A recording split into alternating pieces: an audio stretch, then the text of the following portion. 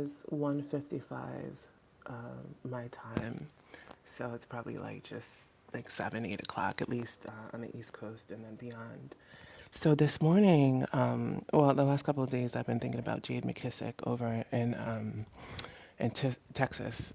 They just found her body. She's the university student, 20 years old, that they had footage of her walking towards the bayou after buying a slushie and leaving her phone somewhere.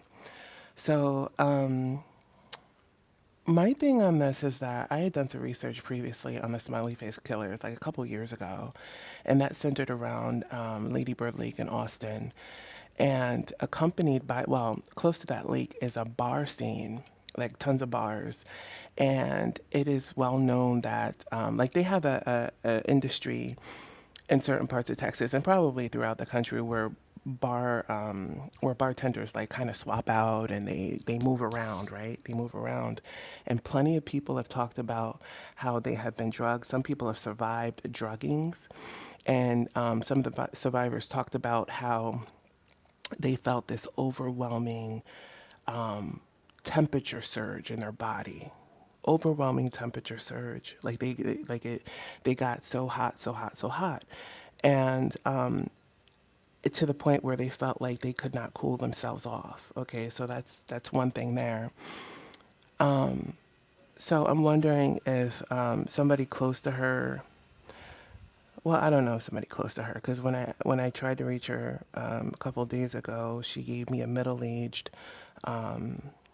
like a kind of like a middle-aged Hispanic male. Hispanic, I mean Mexican. It appears he would be Mexican, dark hair, uh, medium build, a little on the stocky end, and a little like taller than average. And I see this person like kind of approaching her and being nice to her. Now this could have been in a bar setting. I personally feel like her drink was probably spiked. For her to leave her phone, most 20-year-olds are not going to leave their phone behind to go buy a slushie and then to just wander off. So I think that she was drugged and she got really hot and she went to buy that slushie to cool herself down.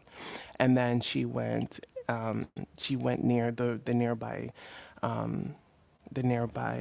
body of water. So there's been a lot of deaths near bodies of water in Texas, in Houston, in Austin.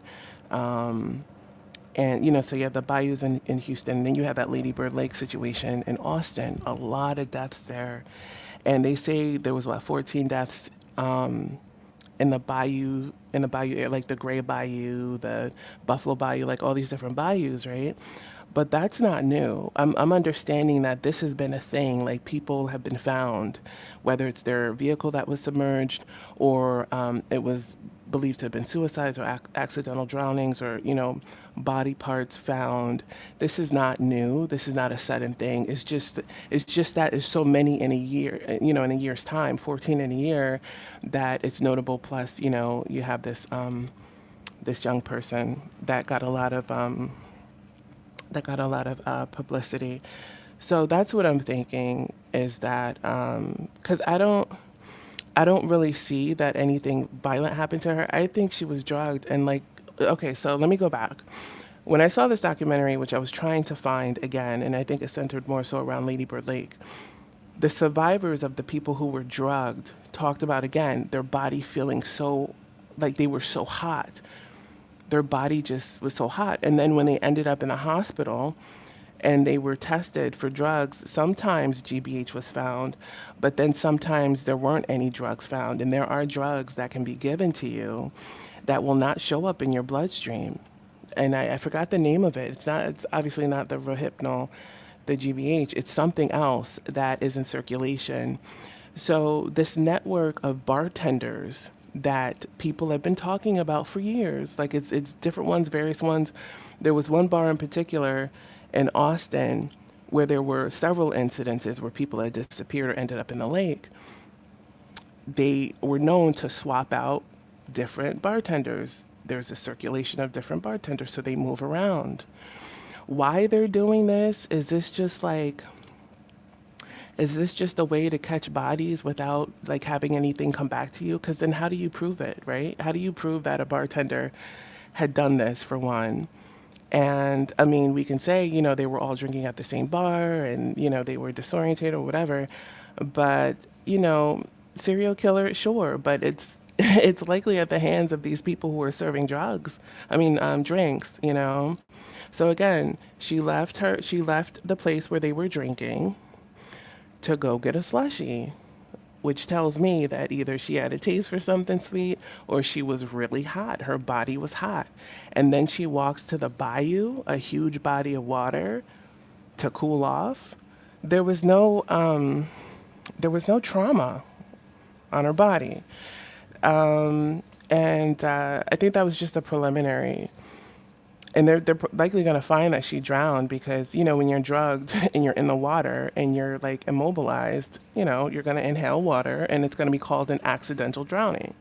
But yeah, that's my take. Now, did she have some personal stuff, in her life that she was dealing with? Sure, but I think that somebody slipped or something, and particularly these drugs that do not show up in toxicology testing.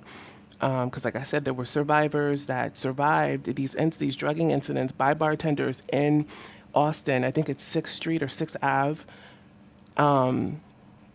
which is close to Lady Bird Lake in Austin. So, this is definitely a thing. So I guess we'll see what happens, but I just wanted to put that out there because I'm not sure of how many people know about how these bartenders have an inner network and where they move around from bar to bar to bar. It's like a legitimate system that they've established for themselves. And there have been people that have survived these crazy drugging situations, but a lot of people haven't, and a lot of these people have ended up in the water that were close to these bars, these districts where all these bars are. They go out drinking, and then they're wandering. And it reminds me of the kid in Kentucky. I forgot his name. The tall kid, the university kid, that ended up in the water or by the water. I think he was drugged too. So when you're drugged and your body gets hot, it's like you're boiling from inside and then you're disorientated. Water is like the next thing. If you don't have access to a shower, you go home, you get in the tub, you get in the shower. But if they feel so desperate to cool themselves off, then the lake is the next best thing. And then when they end up in the lake, what is it called? An accidental drowning, you know? So just wanted to hit you guys with that. And I want to thank you for tuning in. And we'll see what else comes up. And I hope you have a great day. So thanks for tuning in, guys. We'll see you in the next video. Take care.